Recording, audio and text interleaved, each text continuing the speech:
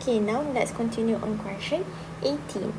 So soalan kali ini pula dia dah bagi kita foci. So dia bagi foci dekat negative 1,6 and negative 1,0, and dia bagi kita length of the major axis. Okay, so length of major axis kita boleh dapatkan the value of here kita boleh dapatkan value of A ataupun B sebenarnya. Okay, and then daripada foci ini kita boleh dapatkan center dan juga dia punya value of C apa. Okay, so the question asks for equation of an ellipse and then we need to sketch. Okay, so first of all kita tengok dahulu lokasi negative 1,6 dengan negative 1,0 ni di mana. Okay, so let's say sini kita punya x-axis, nampak turun bawah sikit lah. Now Z, ni adalah y-axis kita ya. Okay, so x, here is y, so negative 1, 6. So sini adalah negative 1, let's say sini adalah 6. Sini negative 1, let's say sini adalah 6, 1, 2, 4, 6. Okay. So another focus is at negative 1, 0. So sinilah. Okay, so yang saya cross ini sebenarnya adalah location of our focus. Focus 1 and focus 2. So we know that focus will lies on the major axis. So sinilah kita punya major axis kita. Okay, yang sambungkan dia adalah line vertical. So here that means we have major on vertical. Okay, so bila kita tahu dia adalah major on vertical, that means we already know the value for 2B is 10. Okay, sebab major axis vertical kita is 10. So 2B equals to 10. So we know the value for B is equals to 5. So kita akan dapat tahu C pula daripada this focus lah. Okay, let's look for the center dahulu. So center will be the midpoint between the focus. So negative 1 plus dengan negative 1 over 2, and then 6 plus 0 over 2. Let's look where the center lies. Okay, so center kita berada di negative 1, 6/2, 3. Okay, so negative 1, 3 maksudnya dia dekat tengah-tengah sini. Okay, so ini adalah center kita, negative 1, 3. Okay, now kita dah ada center, so we know the focus, so we can find the length of C. Okay, C kita adalah sini. Ni adalah C. So macam mana nak cari C? So actually you can just look here. Kan, kita tengok panjang dia berapa. Negative 1, 0 dengan negative 1, 3. Automatic length dia adalah 3. Or you can use the formula for distance. So kita nak cari C kan. C sama dengan negative 1 minus with negative 1. So plus dengan 1 lah. Okay.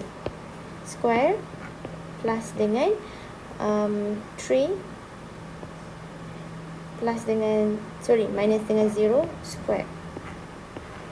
So here kita akan dapat lah yang C sebenarnya sama dengan 3.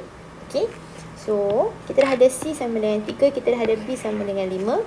We know it is major on vertical. So untuk dapatkan value of A, so C square will be equals to B square minus A square.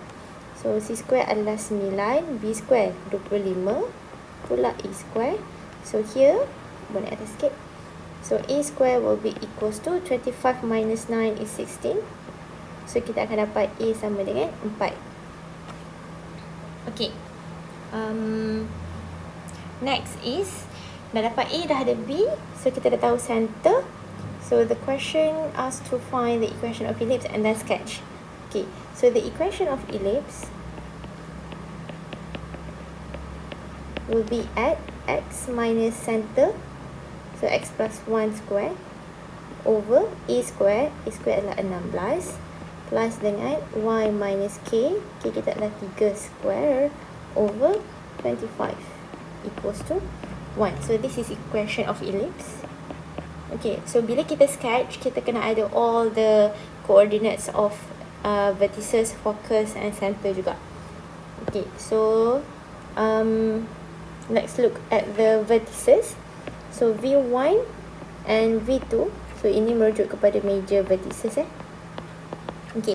Major vertices will lies on here. Wait, sebelum tu kita lukis sekejap.